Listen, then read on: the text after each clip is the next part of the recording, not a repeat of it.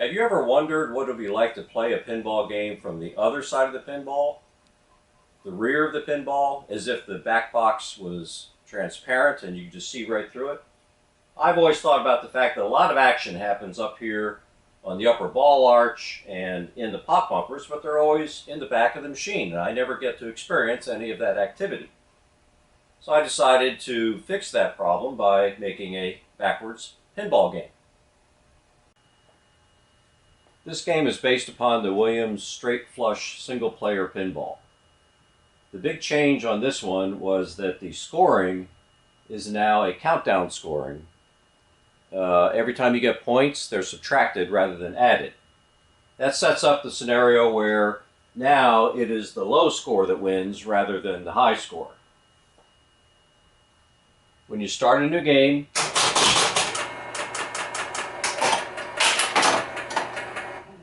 you start with the highest score.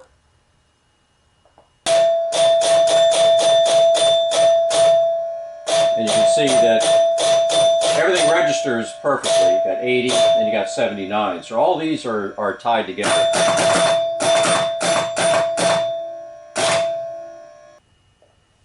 The playfield has been reversed.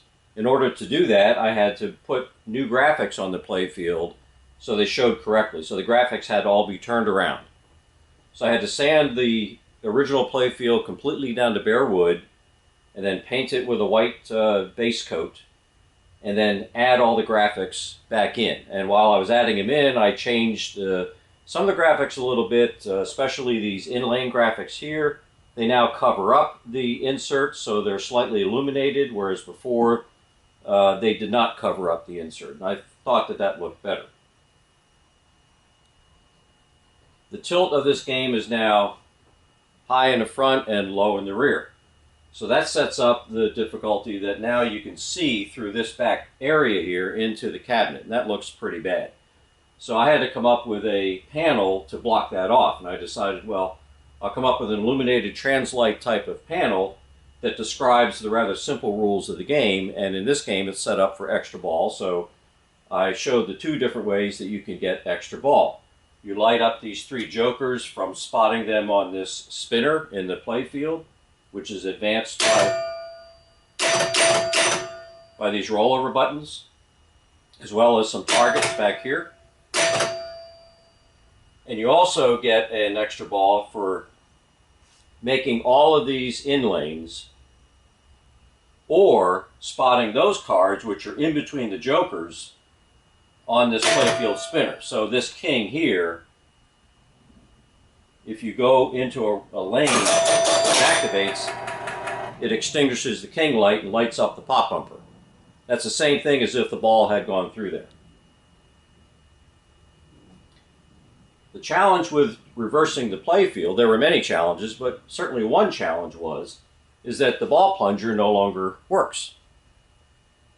I had to come up with a way to launch the ball back here. Well, the way to do that is to come up with an electric kicker mechanism, a ball kicker, that's activated by the plunger. The plunger is still the original Williams plunger. I turned it upside down so the angle matched the angle of the playfield. Rather than going up slightly up, it would be angled slightly down.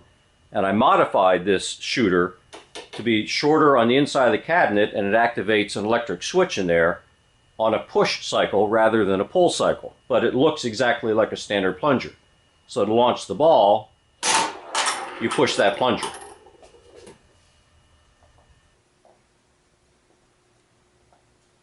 Another feature of this game is that the flippers are reversed. The right-hand button operates the left-hand flipper and vice versa. One addition I made to the game was I made animated pop bumper caps. I took off the original pop bumper caps and discarded them. I covered up the light with a white translucent plastic so it would illuminate evenly. And I bought a set of clear playing cards. And then I had to add 2 standoff posts to the metal pop bumper post, to the pop bumper ring. And then they will go up and down when activated.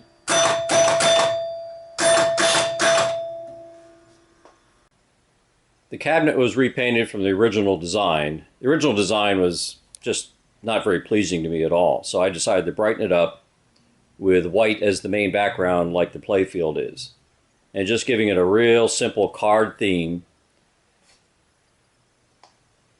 and adding a typical silver spatter that Williams would use on their machines. And all the metal I grit blasted and painted with a hammer tone silver, including the legs. And the side rails are also hammer tone silver. Let's watch how it plays the game.